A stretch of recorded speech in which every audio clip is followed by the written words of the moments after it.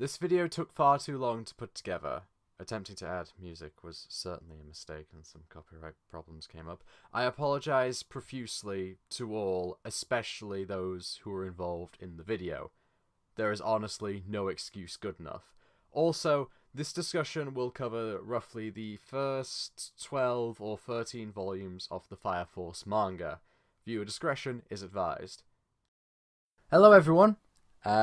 Welcome to a roundtable discussion of Fire Force, which was supposed to be for the 100th chapter, but for various reasons we've pushed it back a little, so it's 105, 106? Yeah, I think around that 106 was the ballpark. last one, right? Yeah, I think so. Yeah. So, we're just going to be talking about the series, favourite elements, least favourite elements, where we're expecting it to go, and how we all came to start reading the series in the first place, which is our first question. But let's first make sure everyone knows who everyone is. So, introductions. Who wants to talk about themselves first? I can start. Hi, for those who are hearing this or watching this, I am called the Angry Anime Fan 2 on the YouTube. I'm a raging reviewer, and I review Fire Brigade of Flames and many other series. Okay, and who wants to go next? I'm Gracer1112. I'm also on YouTube. I review Fire Brigade and a few other series, not too many. Okay, and finally we have manga, etc.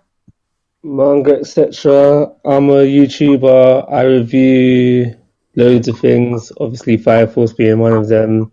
So yeah, check out my channel after this if you want. Yeah, I'll link to everyone's channels after we're done. And I'm KL Reviews. I review Fire Force. Well, used to. Now I review the volumes because I read manga volumes a lot. And here we are. So that's everyone introduced. Our first topic is, how did you start reading the series? Was there a particular story for anyone? Well, who should start? You start. Yeah.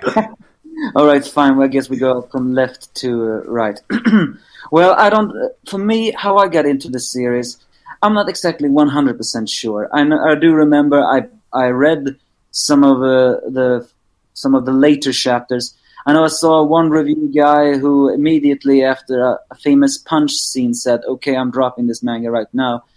Yeah. But I remember I read into it, and then later on I began to realize, hey, I like these kind of stories. And then I bought the volume, and the rest is history. Mm.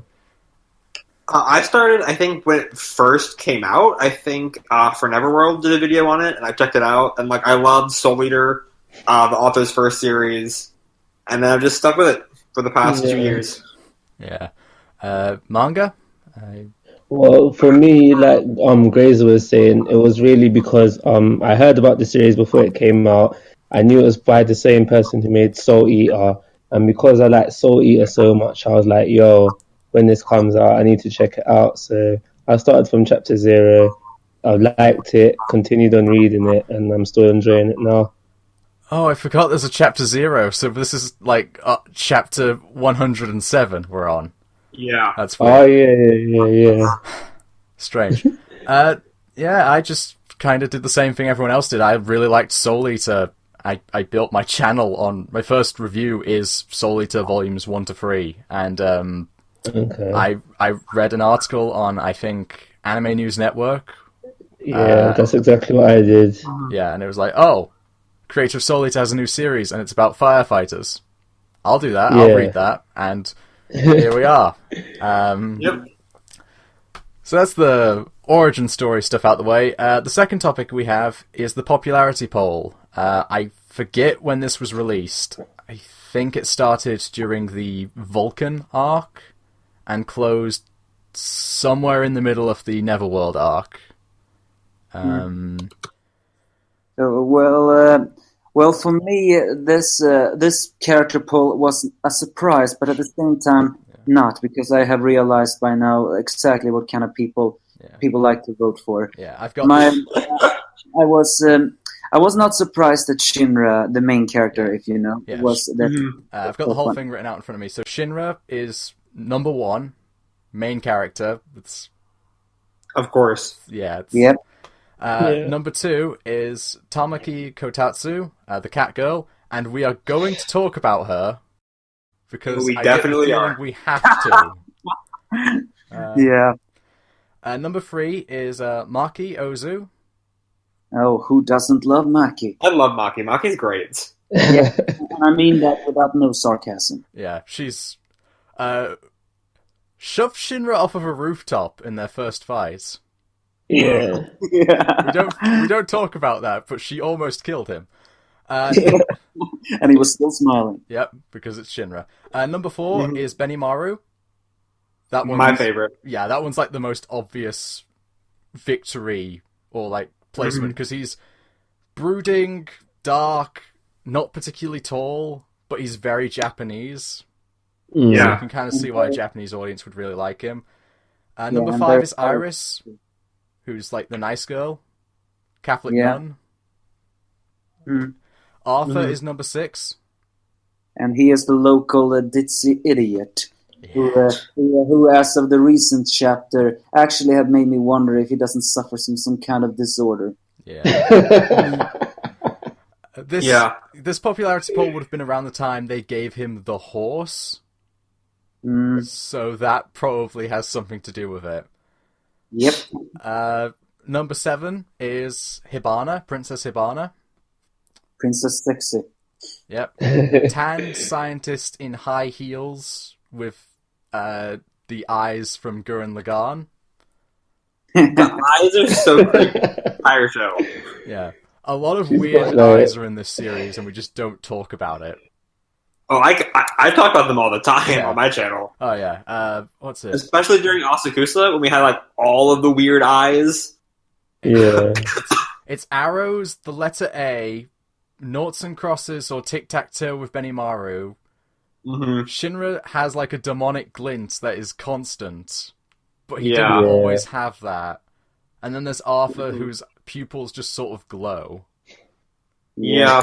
And then there's Hibana, who just has flower petals for eyes. And Joker, with whatever's wrong with Joker's one eye that we know he has. Yeah. Number 8 is not Benimaru, he's already been there. It's Akitaru. I'm calling it now, though. He's gonna die in like at least sometime in the next year or so. He's gonna get killed off. I was gonna like talk about that at the very end. There's a possibility he might get stung by one of the bugs. Yeah, and that will be a huge problem. That'd be a great scene, honestly. It'd be horrifying. It would make for a great storyline. Although I'm not really sure Fire Force is actually heading that way. Probably not. Number 10. Number 9, that's the right number, is Hinawa. I love him. He's great. Yeah. Ever since the Netherworld fight, I've loved him. He is. Yeah. He's so serious that is actually so funny. His favorite scene is when he points a gun and she just says, "Hey, sir, don't joke about that. Do I look like I'm joking?" And then he just... As a means of explaining his power, he shoots Shinra in the leg. Yeah, but do not fatally wound him. Yeah. In fact, even Maki says one. I think you're enjoying shooting them. Guns were made to point at people. They're both military people, but they have the exact opposite view of it. Yeah. And then when we get to like number 10 on the list, it starts to get weird. Because number 10 with 332 votes is Mera Mera, who I believe is just called Flare in the English translation, and it's the really mean-looking fire thing Maki makes. that Maki creates. Yeah. That is more popular than number 11, Show, main villain of the series, by one vote. Yeah, by one vote. And then immediately after Show comes Pusu Pusu, or whatever it is, which is the sputter nice one that Maki makes. And then after that is Joker and Kurono, or whatever Benimaru's right-hand man is called, who are tied at number 13. And then it's Lisa, and then I think it's Vulcan and Leashed. Expect keychains and plush toys of those little fire things in the future, because if the series ever gets an anime, that is. That's also a topic we'll get to eventually. I think they might have the thing that baffles me is that they are on two different places and not the same. So the Japanese audience voted for one of them more than the other one. Or they voted for as a group, and then they split the vote because they didn't want people to realize that these fire sprites were more popular than Shinra was. Or whatever. So let's just move on to third topic. So, favorite hero. Manga, do you want to start? Because, My favorite hero. Yeah. My favorite hero is Hinoa. Yeah. My favorite hero. He's my favorite character overall as well, and that's really probably because of his personality. Like the interactions he has with the other characters are always usually funny when he's like scolding them, and yeah, that's the main reason. And then again, the way he fights, because he's trigger happy, and every time he has a fight, he's just got the guns out. And there's some really good panels drawn of him as well. I'm thinking about the Never arc right now when he's holding out the shotgun. I love that panel so much. The one where he only has one eye, and it's that one, and he's holding out the terrifying. shotgun. That's a great shot. There's also like the great panels of the shotgun just exploding. Yeah, because he's accelerating the pellets so quickly inside the barrel, the gun itself can't handle it. Yeah, definitely. Anyone else? My favorite character is Maki. Although I feel like sometimes Maki do not get enough stardom, it was in the Neverworld we truly saw how freaking badass she was. Granted, she had gotten an upgrade in her powers, but it's always been seen that Maki is a martial artist with deadly skills. She's adorable looking, has big boobs, and not only that, she's pretty fit. And then she just went all crazy on that arrogant Flails, which is an antagonist's ass. Not to mention her very weird habit of always hearing an insult of being called a gorilla cyclops when no one is calling her a gorilla cyclops. I want someone to actually call her a gorilla cyclops at some point, and for her to misinterpret it as something else. Just so we can learn why. Because we know why Arthur's the way he is, but we have yet to see Maki's story. The only hint we have of her is that she disobeyed her father to join the fire brigade when he wanted her to join the military. So there might be, if the story is going to go there, we might see some family drama. I wouldn't be shocked if we saw the military at some point. Well, we should, if the series keeps on going, that is. Yeah, I'd say my favorite character is also Hinoa. I didn't like him at first, but he's really grown on me, because he's a fun, cruel-to-be-kind type of character. Yeah. I guess that's one way of explaining it. And finally? Mine is Benimaru, by far. I love Benimaru. The first time he walked in, I was like, he's my fave. And I've not let up yet. I love that it just turned out that Company 7's training method is just throwing people at him until they learn to be stronger. Yeah, indeed. You learn from experience, right? Yep. Yep. And it worked. It helped Arthur beat that villain that he's struggled with in the last arc, and it helped Shinra move faster than time. Yeah. Okay, favorite villain?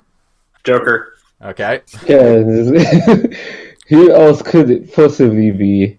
They also don't really know. I don't think we really know if Joker is a villain.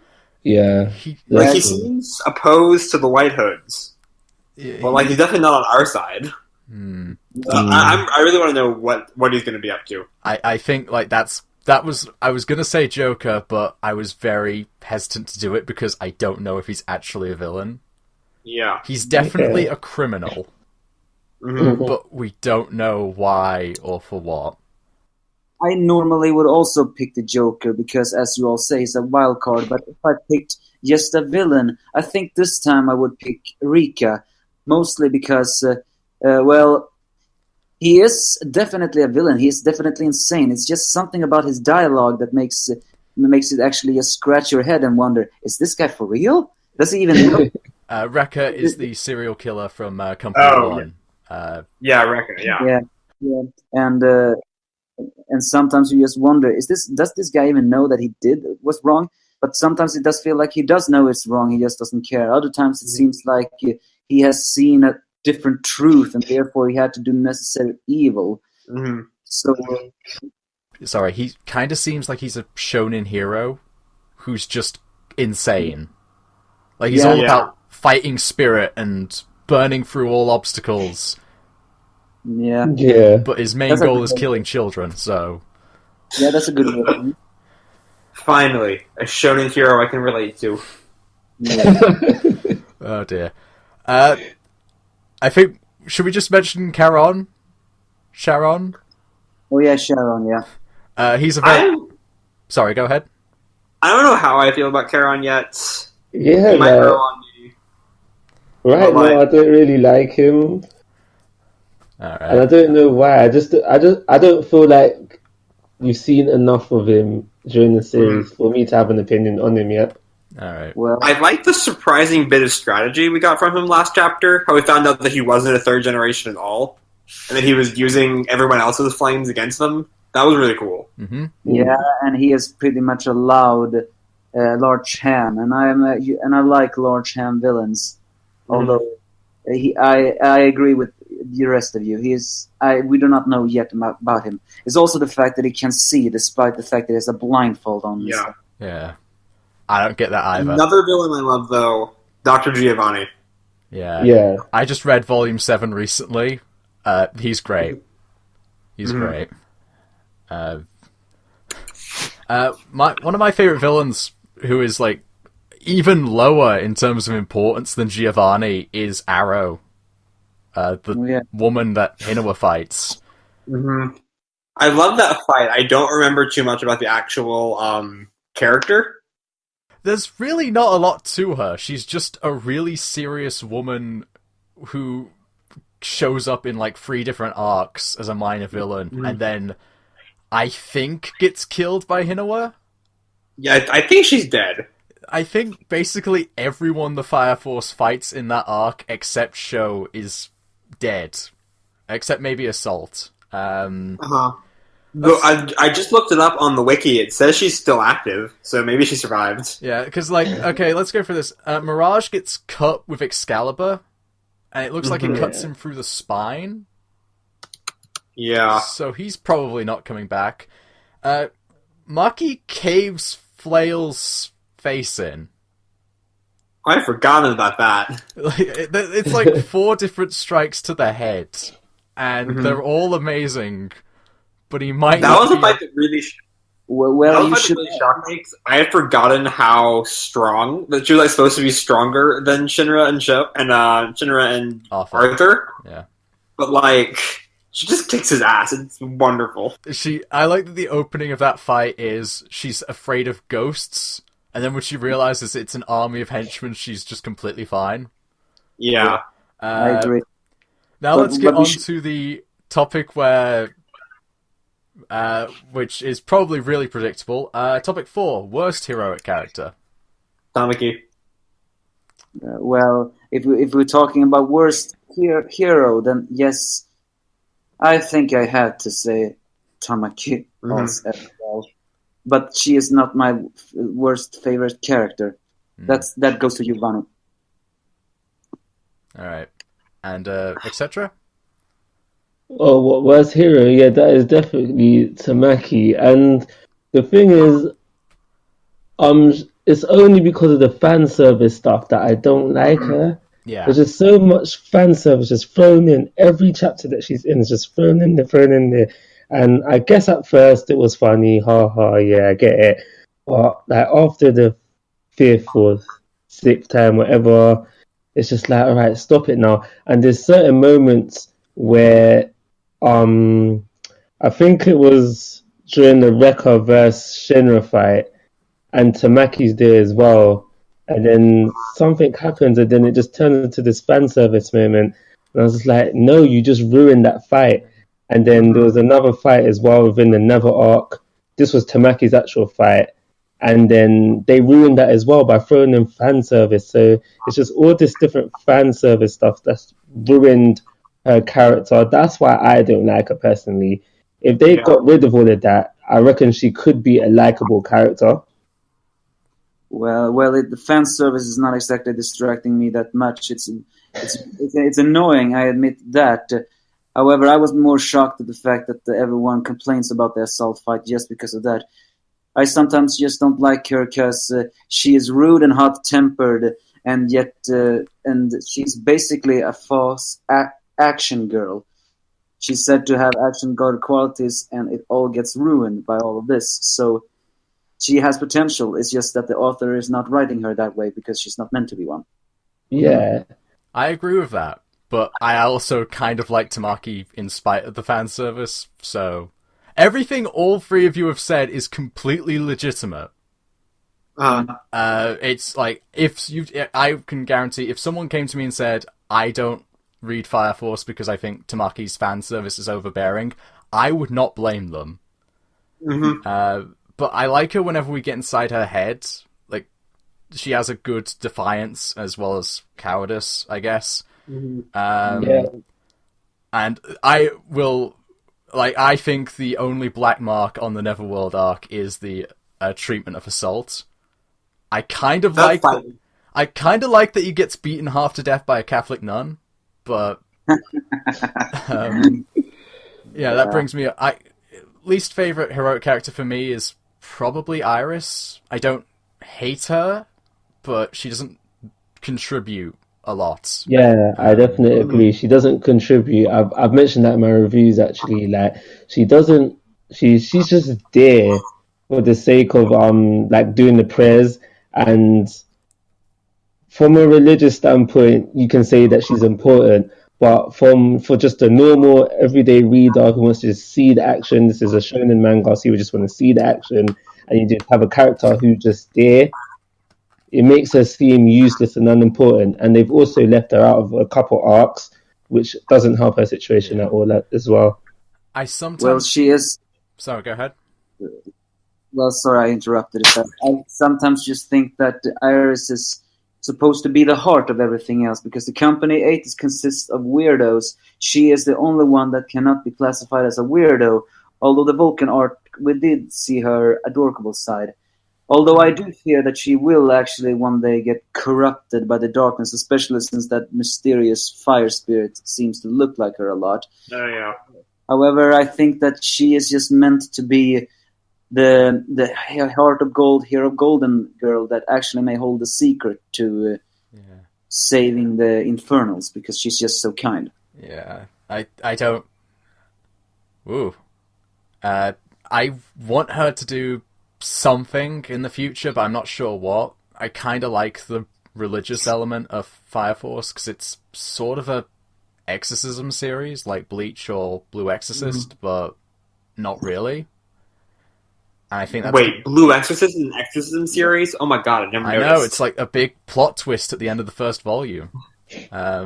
Yeah. Well, I don't read Blue Exorcist. I read one volume and stopped. Topic 5, worst villain. Sorry. Alright. We're recording this in like 3 different time zones, and I can't see anyone. So we apologize for that kind of shouting over each other. So least favorite villain, while we're here. Well, for me, as I said before, that was Giovanni. As much as he can sometimes be, it's either him or Haumea. Because as much as Giovanni may be a little bit stylish, is the fact that it's so unbearable that he is so so evil, and the fact that the more we see of him, the more I actually begin to wonder, just what the hell is he? Is he some kind of machine holding a fire heart within himself, or is he just some kind of weirdo that just can do stuff like that? Is he? That's actually what I really like about him. That sense of like, what is he? Because in the Neverworld arc, for those who don't remember, he's going on a crazy monologue, and then like a mouth comes out of his stomach that is exactly like him, but screaming and crazy, and then it goes back into his cloak, and he never addresses it. It's really weird. I love it. It's so strange. Whenever- Because he's kind of normal. Like, he's evil, but he's coherent, and he's and a very intelligent guy. And then he suddenly, like, basket cases his way into the scene and then goes back to normal. And I don't get it. Something has to be going on there. Yeah, indeed. I have no idea what he is. Yeah. So, My worst villain is probably what was the guy's name? Haran, the last guy at the end of the Asakusa arc, because he just isn't really interesting at all. yeah, he's just there to be like Arrow's bodyguard, Yeah, and then turn into a monster, and then Benimaru blows him up with a sun. which was great, but like he didn't do all that much. Yeah. He didn't have any character. I don't think I have a worse villain. I can't think of anyone. Okay, that's fine. That's a good thing, I guess. I really don't like Toru from Company 5. He barely counts. He barely counts as a villain or a character. I just don't When he like showed him. up again, I did not remember him at all. I was more blown away like, oh wow, you exist and you're being a hero? Why? You mean that guy? Uh-huh. The bubblegum Yeah. guy. Well, the bubble guy. Well, he's just the obnoxious jerk, similar to that guy Shinra met when he went back to company. Was it 6 or was it 5? 4. Training. 4. 4. The guy who we were immediately established as the local bully for Shinra, that he of course just flipped over. Yeah, because we need to be reminded that everyone thinks Shinra killed his mother. And then it turns out that Shinra killed nobody. And nobody died, actually. His mother killed everyone. Or did she? Well, actually... Well, no, she did... I think she ripped up Sorichiro's face.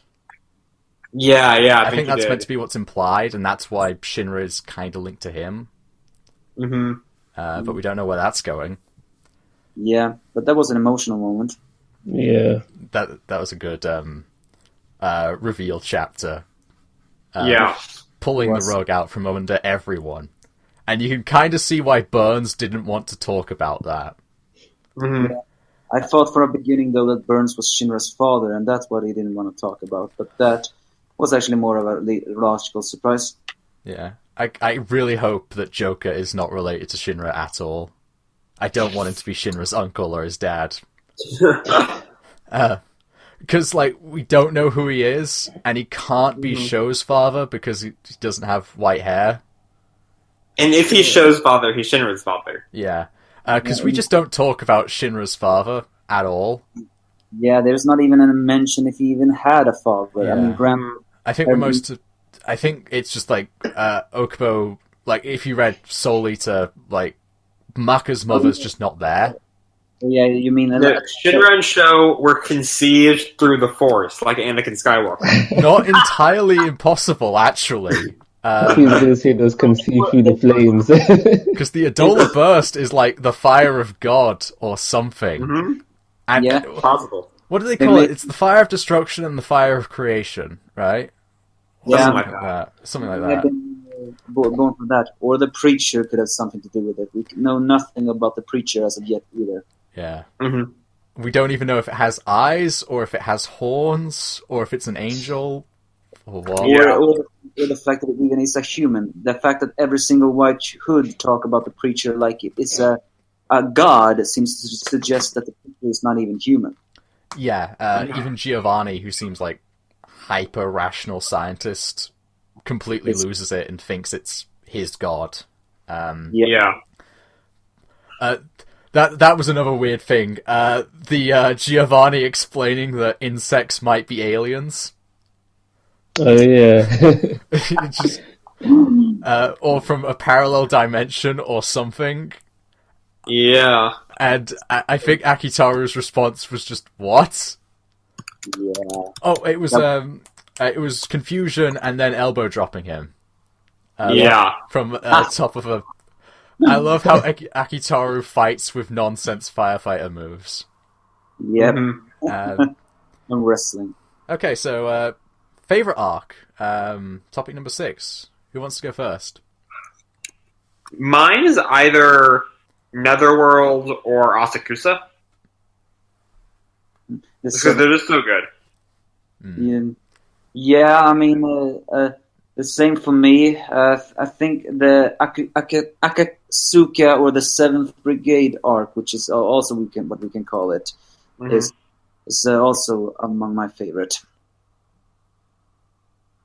For me, I think the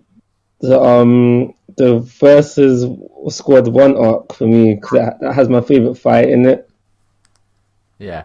I agree with manga. I think Company 1 is my favorite fight.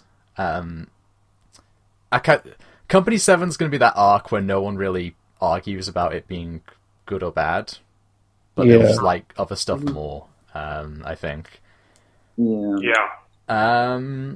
Worst arc. Well, for me, that was the Vulcan arc. It was just one big drop of despair after another, and I didn't really like when we were revealed to who Lisa really was, and the fact that Giovanni just lost his shit and all that.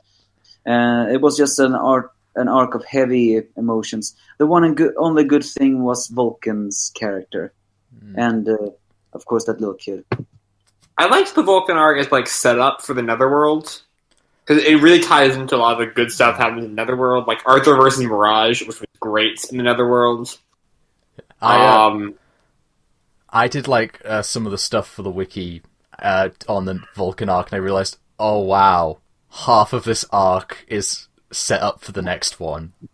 It really is. It's just kind of training and building cool gear. I like it though. I think it says something about Company 5 that the translators dropped the series. Yeah, that's my least favorite. But I feel like, in terms of like recent arc, I think Company 4 is probably my least favorite because it introduces that a really great character, which is Shinichiro Agro? Arg? I don't know his surname. But it's kind of weird because we're supposed to believe that Shinra hates everyone. And then he just gets possessed and fights people in a courtyard for 5 chapters. I really like that arc. Like just the fight. The series as a whole is really good with its fights. The fights feel like really great, and so like I loved the shit out of that arc. It was so much fun. Yeah, like I do like the kind of weird Shinra Arthur relationship we get, but I think it's odd that we introduce this idea that Shinra's possessed.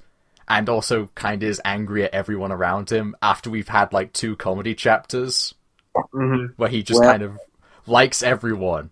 I don't think you're supposed to think that he actually hated everyone, right?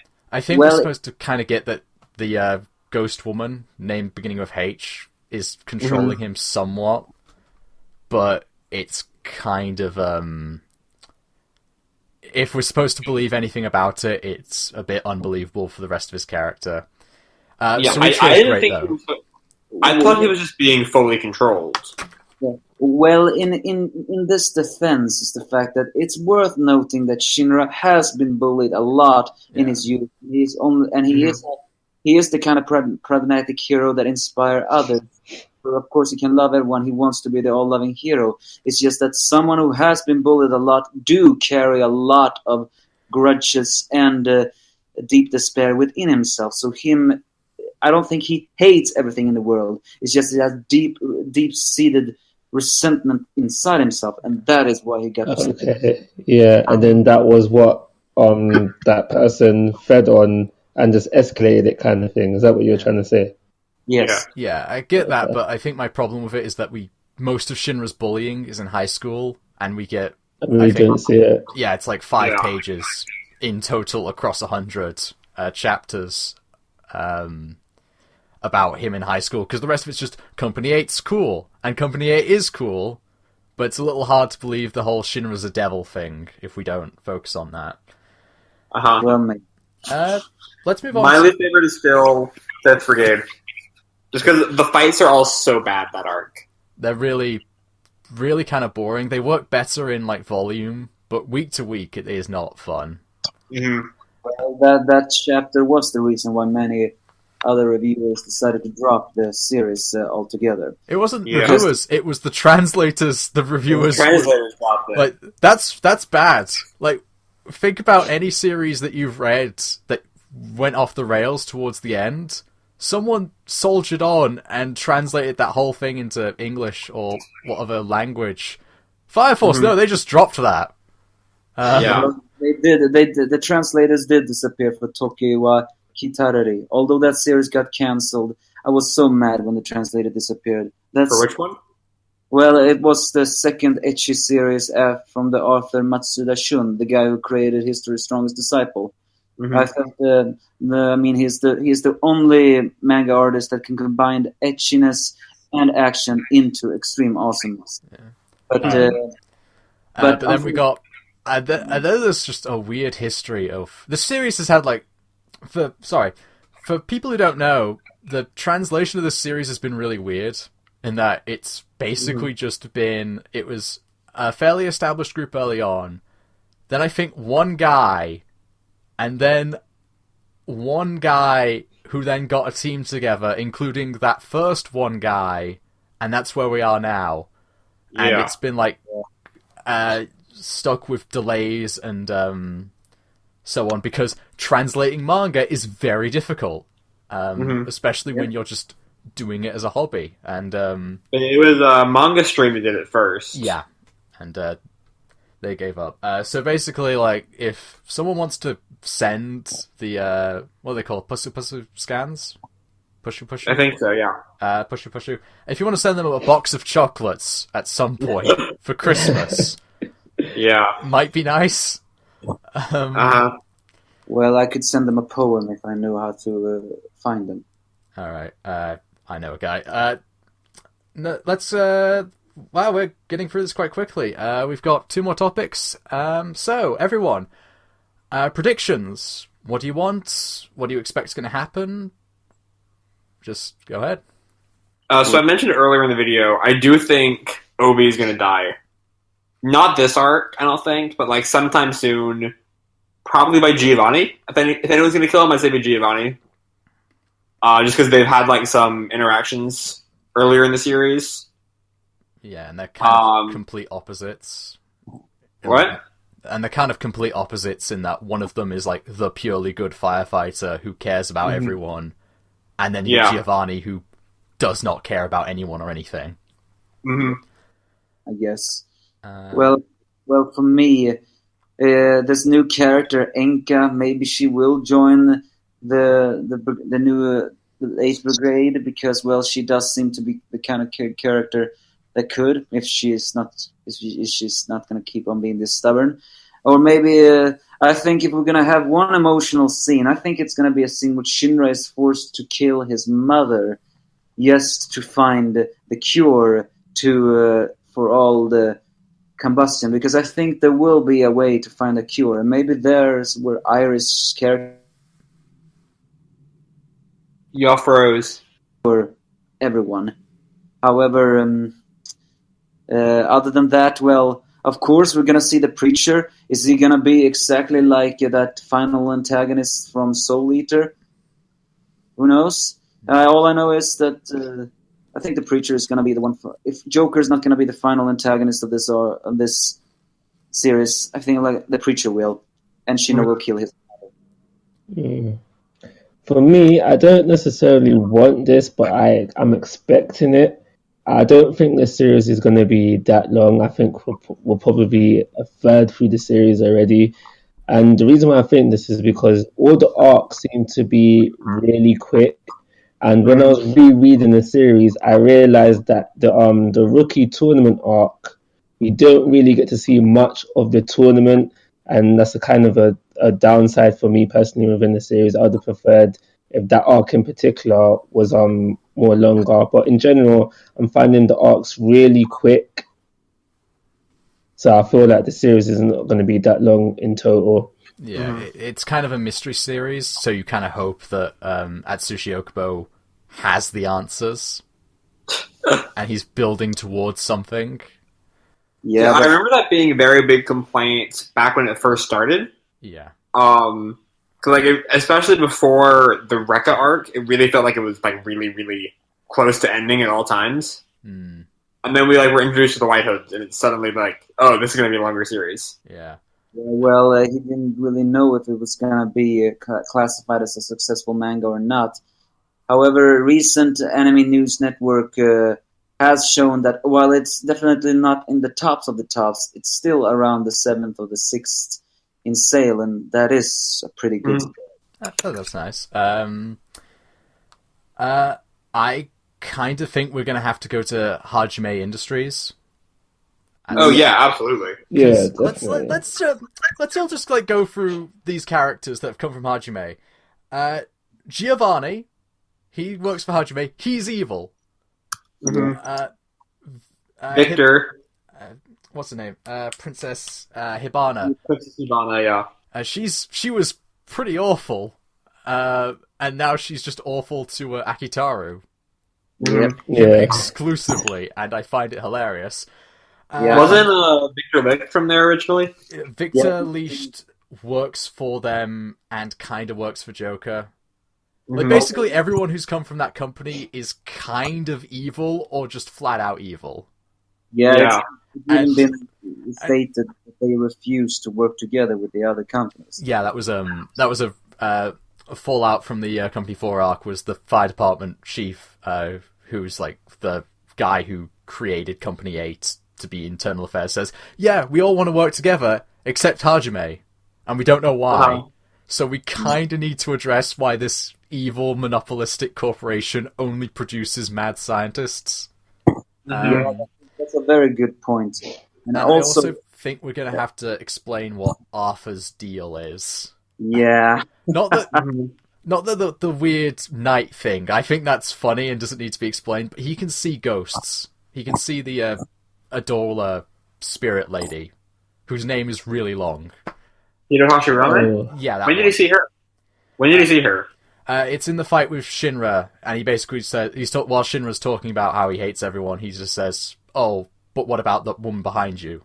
And he clearly knows she's a thing. But it's not clear if it's because Arthur's so delusional he's seeing through dimensions into Fantasyland, or if he is just spiritually aware. Yeah, that's one of the funny things about Arthur's character. Now I'm getting off topic, but there's also the thing in the Company Akusa arc with the fact that he was the only one capable of seeing through a girl who was actually a man in disguise. And there actually stakes the question, was he actually so perceptive, or is he just simply so dumb that he actually can't be fooled? I love that. How long is it? It's about a page and a half, right? Of him beating up that little girl without explaining anything. Yeah. And everyone yells at him. Except for Kurono, who should, by all right, punch him in the face for that, but doesn't because he's Benimaru's right-hand man, and his great, like, right-hand man-ishness means he's sensible. Way too sensible for that. And what was the other thing? Obviously, we're going to need to, like, learn what Joker is. Because we know Burns isn't hiding anything behind his eye patch.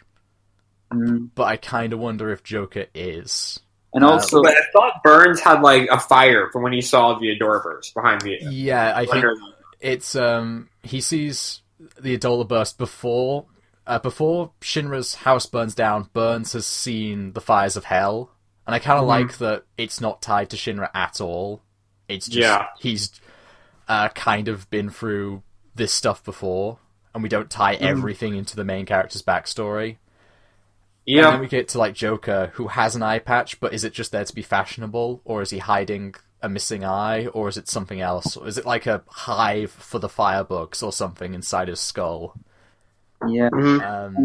Speaking of which, I would actually like to also get the scene with the military people and what theirs in all of this is. Yeah. that makes sense because what's his name? Gustav is like set up early on as one of the mysterious captains, but he's completely on the level every time we see him. Yeah. Mm-hmm. He's just a good guy. Weird. And the final question we have for the evening is the anime adaptation. Do you think it will happen? Well, I just saw this post on the subreddit. I was going to bring that up. Okay, you're gonna bring that up? No, I can't read it from here. It's really long, so like... Yeah, basically, for those who can't see this, I'll post a link to it in the description. Somebody on the Fire Brigade of the Flames subreddit, which you should all join if you've got the time, basically went through and looked for hints to see if an anime adaptation was coming soon, and stuff like the marketing, and there's a Twitter account that's very active about the series. Okubo's done interviews with voice actors, there's been stuff with idols, which implies that if not next year, the year after, like they're building up advertisement for the series. Mm-hmm. Because I don't think I've ever seen, maybe it's just because Shonen Magazine is odd, but I've never seen like cosplayers being used to advertise stuff like this. Yeah. well, that's interesting. I didn't know that. Neither did I. So let's say there is an anime coming out. How long do you think it's going to be? Do you think it's going to be like a constantly ongoing thing like One Piece or Naruto, or do you think it's going to be 20-something episodes and then that's it? Well, nowadays it's extremely difficult getting those kind of series. The last series that did that was Fairy Tail, and mind you, no hatred on Fairy Tail, thank you. And also the fact that if this, I think this anime, if it ever happens, it's also worth noting that the Soul Eater manga never really got a proper anime ending. So, and I think that is one of the reasons why they are so reluctant to make one. I mean, people want the entire Soul Eater adapted first. However, now those actors, especially Black Star's actor, has been so forgotten that I don't think they're ever going to do that again. But I got off topic. If they are going to make an adaptation, at least make it until the Akusa arc. If you end it there, we will at least have some excitement. I wonder if it'll be like how My Hero Academia is doing their adaptation with like a few months a year and they come back the next year. Yeah, if I were like in charge of production, which I would obviously never be, I would say like give it 24 or 26 episodes. Because that way you can, if you do two chapters an episode, you can get through the Company 7 arc and introduce all those popular characters, and then end it on the cliffhanger of leashed this guy you know is evil, but none of the characters know is evil, or whatever he is working for them now, and then say either say to be continued in season 2 or 3, or read the manga, because these are designed to sell the manga at the end of the day. That's a good point. For me, I'd make it a seasonal anime as well, but I would make I say filler, but it doesn't have to be filler, but just add some more stuff to make the arcs longer than they are. Because I said it previously, I think the tournament arc was too short, and there's other arcs as well that could have been longer. Yeah. And I also think it's a good way to make the flame humans, just the first generations ones, seem more stronger, because we've got the normal ones, we've got the aware ones, we've got the giant ones, and recently in the manga we've got the one-horned ones. But for me, I'm not really seeing a difference in strength between them, even though we are being told that they are stronger. So I reckon some filler episodes could help make the flame humans seem more stronger than they are, plus make the series somewhat more enjoyable. Okay. One thing I'd add to it, actually, like adding stuff to the tournament, I would add the 3 captains or lieutenants for Company 1. and they're watching it, so you know who they are ahead of time. Yeah. So, like, you know who Wrecker is, you know who Fulham or Kiram, and that guy with the Chinese name, I can't remember. You know who they are, and you can kind of, like, expand on, like, the overheating stuff early on. Yeah. Because the series occasionally does a weird thing of exposition where characters who know all of this talk about something they all know about. Yeah. Like, Well, they know, but we don't, so it's an excuse. yeah. Like, I think my least favorite example of that is immediately after the Company 7 arc, Leashed explains why it's basically the Edo period. And it's a really interesting explanation, but I don't know why you wouldn't give that at the beginning of the arc. Yeah. Yeah, I guess. And we recently had a thing with a second generation, where 100 chapters in, we get a fairly detailed breakdown of how those people fight.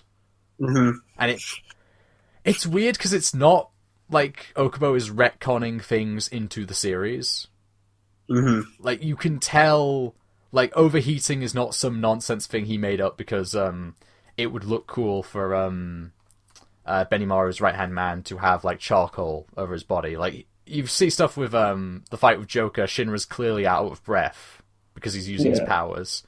Yeah. And then you get stuff like... because he clearly knows, like, what Benimaru's, like, proto-nationalism or original country idealism is, but he doesn't explain it until later on, when it's kind of pointless. Yeah, I guess. And I don't know why. Voice actors. Have any of you got any opinions on voice actors? Well, I actually would prefer if they take unknown actors like Shiharu Sawashiro or Tatsuko Hatanaka as either the voice of Shinra. And by the way, Shiharu Sawashiro is currently known to voice an obnoxious guy in Yu-Gi-Oh! Reigns. And Tatsuka, he was famous for voicing Uchiyo in the new Uchiyo series. Then Kenshi Hamada as Captain Obi, the guy who was Seto Kaiba. Ayane Sakura, who's currently known as Uchako from My Hero Academia. Aoi Yuki, who is known for many other cutesy roles, including the role of Diana from Seven Deadly Sins. Takio Kuroko, or whatever his name was. Or Yuki Kaji as author. Tomeo Matoi as Lieutenant, the Stoic glasses guy. Sorry, I dropped his name. And or Shiwawa Sato as Princess Hibane, and Daisuke Ono as the captain of the 1st Brigade. And then definitely Kenichi Suwara as Captain Benimaru. Okay, I'm going to have to find photographs of all of those people. Yeah, I can only... the only thing I have is for the English dub, if there is one. If there is one. I would like to see Matthew Mercer, who played Levi in Attack on Titan, as Benimaru. Right. I can just do that. I just feel like it works. Right. Yeah. I don't really have, like, a voice actor for this, but I would love Arthur in an English dub to have some type of British accent. I had the feeling he was going to say that. A really bad fake one. Exactly. And then when he, and then that, like, the scene in Company 4 where he forgets what his own backstory is, it's just a thick Texas accent. Like, Yes. just to, like, hammer home. What's his name? The guy from Mary Poppins. Is it Dick Van Dyke? Yeah. Right. Like, in, like, scenes where he's just around the 8th Brigade, that's what he sounds like. When he's, like, delusional about being a knight, he actually sounds like it's a convincing Royal British accent. And then when he's getting stomped into the dirt by Maki for whatever he's just said, it's just American. And just... That would be funny. That would be really funny. The Funimation voices them, then I hope they take their younger stars, but I don't think they will. I think they will take their recurring stars. Yeah, Maybe... I kind of want to put Soul's voice actor. I think he's like Mikhail Sora or something. Yeah, he sounds like Micah Johnny... Pan?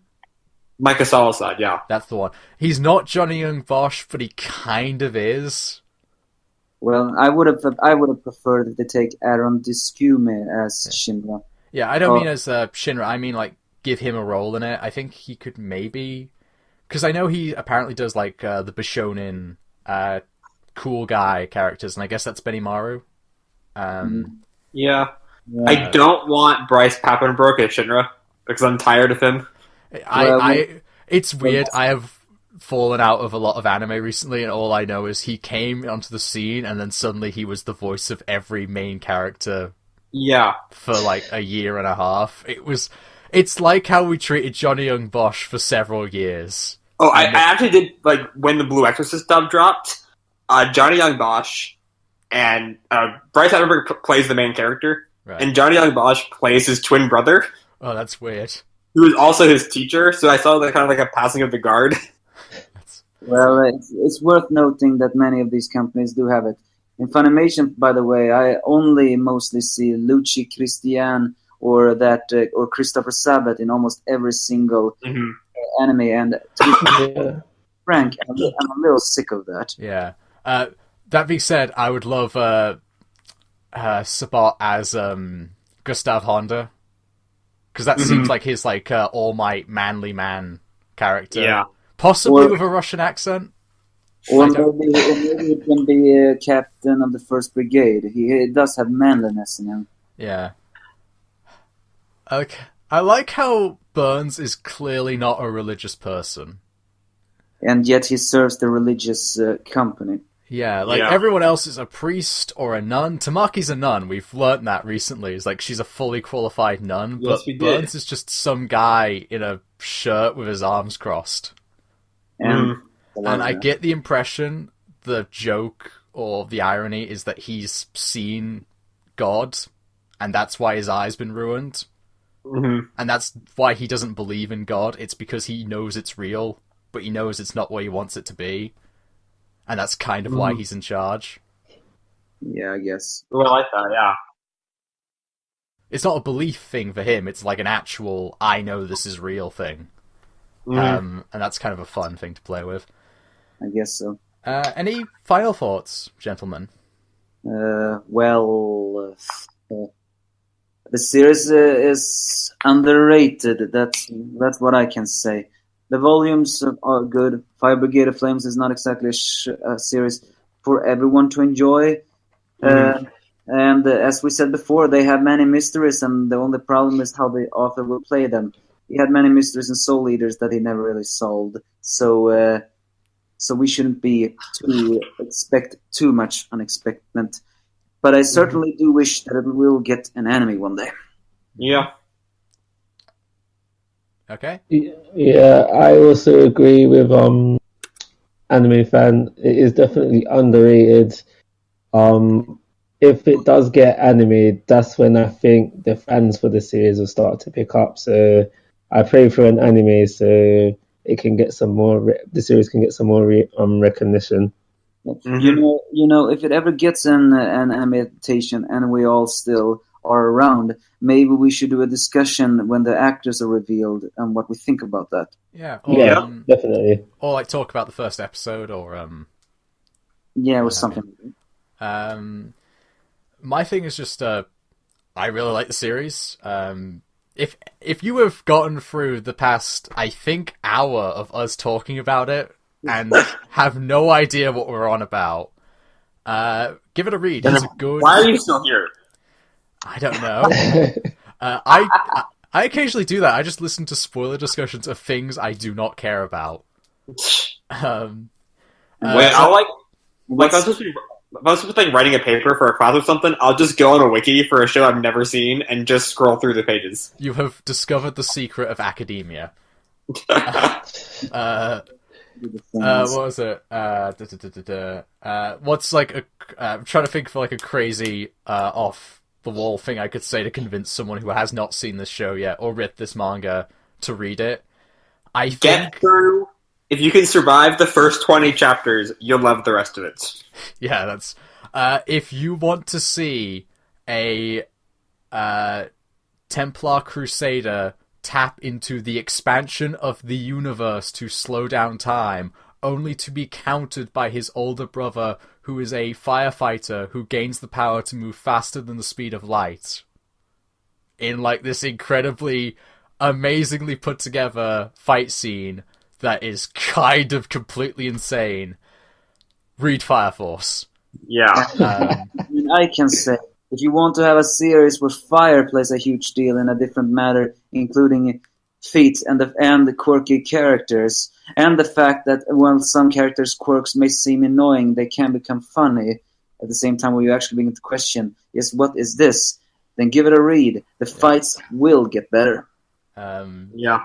I think my favorite use of fire just doing anything in this series is when Kiram uses his ice powers, and then everyone asks him, "Do you have ice powers?" And he treats them like idiots for assuming that's what he's doing.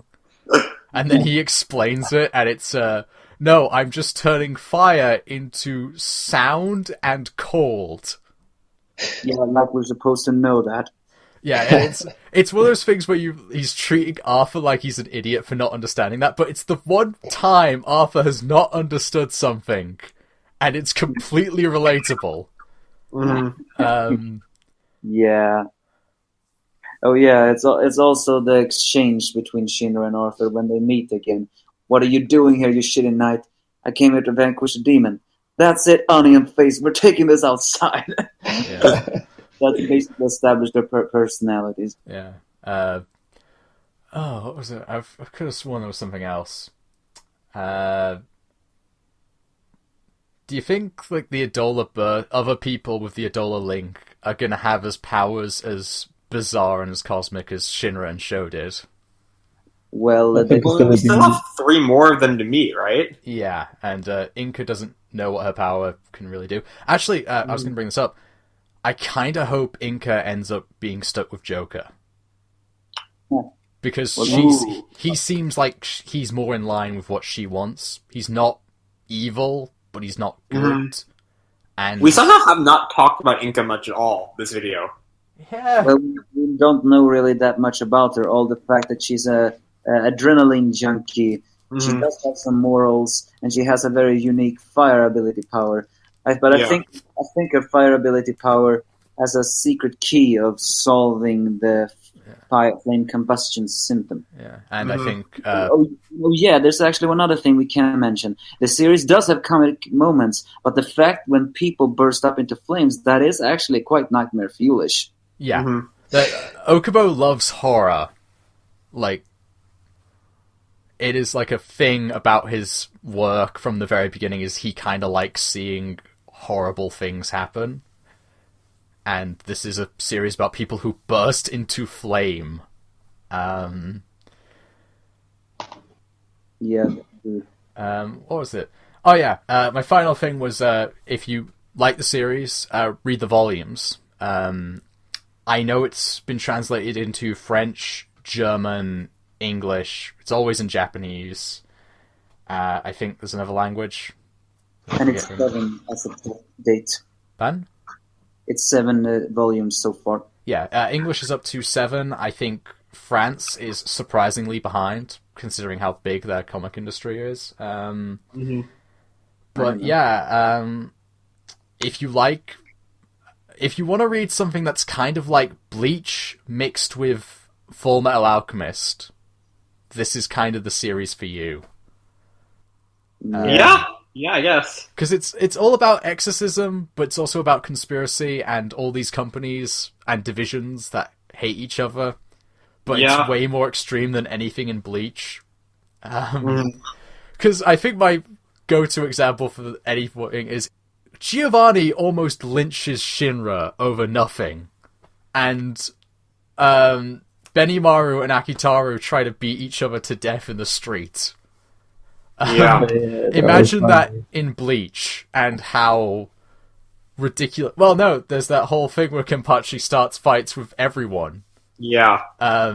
But he's kind of a hero at that point, so who cares? Who's like actually... I don't know where this is going. Who's the most suspicious person who's still in the fire brigades? Just in general.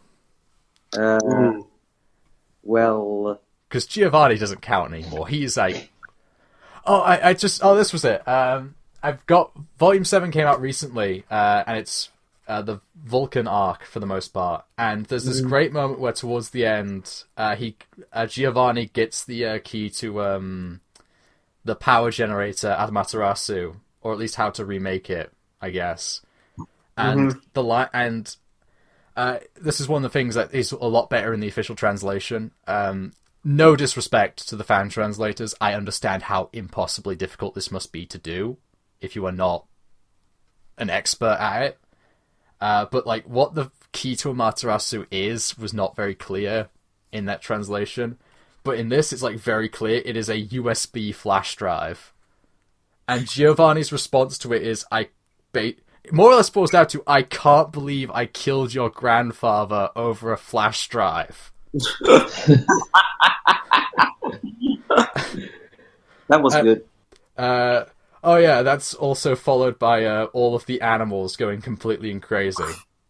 Yeah. And Hibana almost killing Arthur for literally no reason. Yeah, I guess so. She's a hero now. Yeah, that she is. Yeah, also you have to expect some villains to actually make a pretty quick turnaround in character. Hibana was a villain at first, then she turns out to have a very big fruit and excuse, and then just Shinra just knocked her outside, and she turns out she was just suffering from deep despair. Because despair can't do anything. Yeah, and then we get Rekka, who has no motivation and gets murdered. Like, horribly. Well, I remember like reading that, and I felt like this is like the most black and white night and day shift between villains. Mm-hmm. Like, sympathetic, sad, but evil character, and then like, no, this guy deserves to die. Yeah. And it's awful. It's awful. Like, it's the hardest I think I've seen an early shonen villain get killed. It's dark humor indeed. And he's still smiling. Like, when we pan back to that, he's grinning while he's in the ice sculpture. Well, that was his character, mind you. He always did do everything with a passionate thought. Yeah. Mm. I think we're done. Right. Anyone want to say anything last? That was what we were trying to get to eventually, but that was our last thoughts, wasn't it? Yeah. Well, I want to thank you three for allowing me to be a part of this, and I want to again apologize for the fact that I've been a little bit pushy about this. I know it has not been easy setting this up, but I'm glad we finally did. Yeah. We needed to do it before 2020, and I'm thankful you pushed us. I am thankful you pushed us to do it. Yeah. We've recorded this before Christmas, like, finally. And before we shut down, I think we should really round of applause to Manga, etc., because this was his idea. I've been doing most of the talking, but thanks, man. Thanks. No thanks necessary, guys. It was just yeah, seriously, no thanks necessary. It was an idea that I had. I didn't think anyone would respond to my the request I left on the subreddit, and you three did, and we got together and we've done it, and turned out pretty good in my opinion. Yeah. Okay. Yeah. So. Yep. If any of you want to do a live stream with me where we talk about other manga, you can either reach me on Discord or join Twitter and send me a message over there. Yeah. And does that go for everyone in the audience as well? Yes, anyone in the audience, if you are enough nice. All right. Boy, I sure hope somebody watches this. Well, we can spread it everywhere we want. Yeah. We can put it up in Twitter accounts. You can send links to us. We put it on our Twitter accounts. We can put it in Discord or everything else. As we said before, Fire Brigade is an underrated. We'll definitely find. And I Good luck with everything. Hey, I'll have fun with that. I guess I'll just shout random spoilers that are nonsense on Twitter eventually. I'm still blown away by the Sho versus Shinra fight. Is he traveling backwards? Is he moving so quickly through so fast because he's moving at the speed of light, is he actually traveling backwards in time slightly? Was that what that was? Well, we don't know. We don't know. It was the space-time continuum. Yeah. And then he manages to pull Sho into a hallucination of their childhood. And then, that's what I was going to get. Harume, the evil crown woman. A lot of the evil women in this series have names beginning with H. Mm-hmm. And I don't know why. I love that Shinra goes for this amazing, like, impossible fight. And then he gets stabbed through the chest, and everyone's response is, "Nah, you've got to go to the hospital. You've been stabbed through the chest." Like, that could destroy your spinal cord. And it's like a huge medical emergency, because how many times have shonen heroes had holes blown through their torso and lived? Wow. And this one, it's like, no, he has to go to the hospital right now for emergency treatment. You Yeah. haven't even taken the sword out, because that would destroy the blood would flow. It's a fiction series. You shouldn't analyze it too much. No, I just love that. I like that little bit of, I guess, realism. We were supposed to be leaving, weren't we? Alright, well, I've been KL Reviews. Thank you for listening and watching. I am the Angry Anime fan. If anyone is listening, thank you for listening. Gracer1112, I'm here. Manga, etc. Like I always say, guys, I'm asking for your thoughts and opinions. If you haven't already, please subscribe to all of our YouTube channels. But most importantly, take care. Have a nice day. Aww. You guys too. Yeah. See you in the next year, perhaps. Yeah. Bye bye. Okay.